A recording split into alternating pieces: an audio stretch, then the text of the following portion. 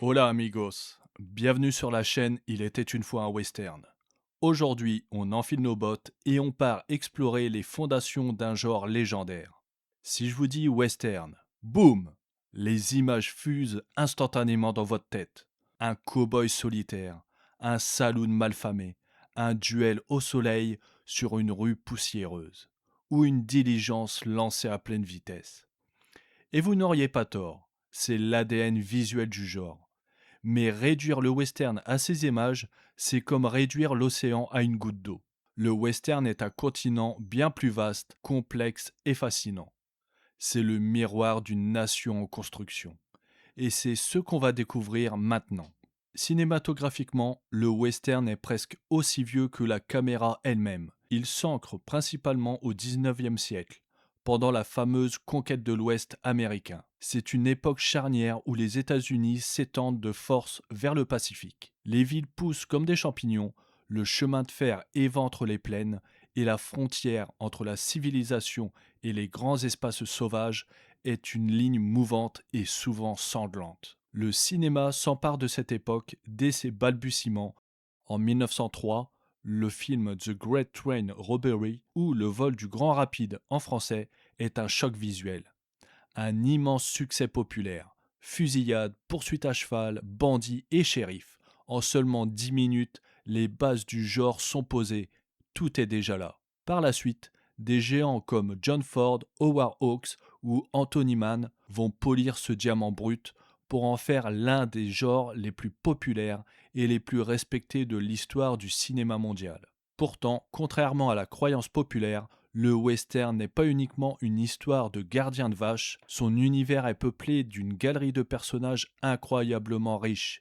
On y croise des shérifs fatigués, des marshals impitoyables, des hors-la-loi en quête de rédemption, des chasseurs de primes cyniques, mais aussi des soldats, des trappeurs, des chercheurs d'or obsédés par le pactole et des familles entières de pionniers venus bâtir un rêve dans la douleur. Et n'oublions pas, le western est un témoin complexe de l'histoire américaine. Beaucoup de films traitent des guerres contre le peuple amérindien, avec des perspectives qui ont heureusement évolué au fil des décennies, passant de la caricature à une vision plus nuancée, voire critique. La révolution texane, la guerre contre le Mexique ou la terrible guerre de sécession qui opposa le Nord et le Sud entre 1861 et 1865, qui servent souvent de toile de fond dramatique. Le genre fait aussi revivre des légendes réelles brouillant la frontière entre mythe et réalité, comme Wyatt Earp, Doc Holliday, le terrible Billy the Kid, Jesse James, Will Billycock ou le général Custer. Mais attention, à ne pas vous y tromper. Le western n'est pas un documentaire, c'est une mythologie. Il mélange les faits historiques avec des personnages fictifs et des intrigues romancées. C'est cette alchimie qui crée son charme intemporel. Et il y a une dimension qu'on oublie trop souvent dans ce monde de brutes, l'amour. Les histoires de cœur sont présentes dans une multitude de westerns. Elles peuvent être le moteur de l'intrigue, opposer deux êtres que tout sépare, ou simplement rappeler que derrière les colts, la sueur et la poussière, il y a des hommes et des femmes avec leurs rêves, leurs peurs et leurs sentiments. Au fond, le western est une allégorie universelle sur l'être humain. Il explore la justice, la vengeance, le courage face à l'adversité, l'amitié, le sacrifice et cette soif inextinguible de liberté. Mais il filme aussi la solitude abyssale, la loyauté et l'amour. Pendant des décennies, le western a régné sans partage sur les écrans. Chaque année, des dizaines de films étaient produits. Aujourd'hui, il s'est fait plus discret. Beaucoup pensent qu'il est moribond, dépassé, un genre du passé. Et pourtant, le western refuse de mourir. Il mute, il évolue. De grands réalisateurs continuent de lui rendre hommage à travers le néo-western. De nouveaux films brillants sortent, et les grands classiques, eux, n'ont rien perdu de leur puissance évocatrice.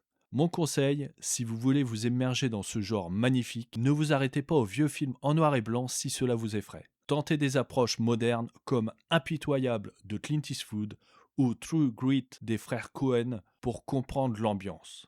Puis remontez aux sources avec John Ford ou Sergio Leone, vous verrez, le voyage en vaut la peine. C'est justement l'objectif de cette chaîne. Je ne suis pas un critique de film, je suis Monsieur Tout-le-Monde qui aimerait vous faire découvrir ou redécouvrir ces chefs-d'œuvre. Analyser leurs acteurs, décrypter les styles des réalisateurs, révéler les secrets des tournages, les anecdotes insolites et toutes les histoires incroyables qui se cachent derrière la caméra. Si cette aventure au cœur de la mythologie américaine vous tente, une seule chose à faire, abonnez-vous et activez la cloche, parce que derrière chaque western, il y a une histoire fascinante à raconter. Alors d'ici là, à bientôt dans l'Ouest.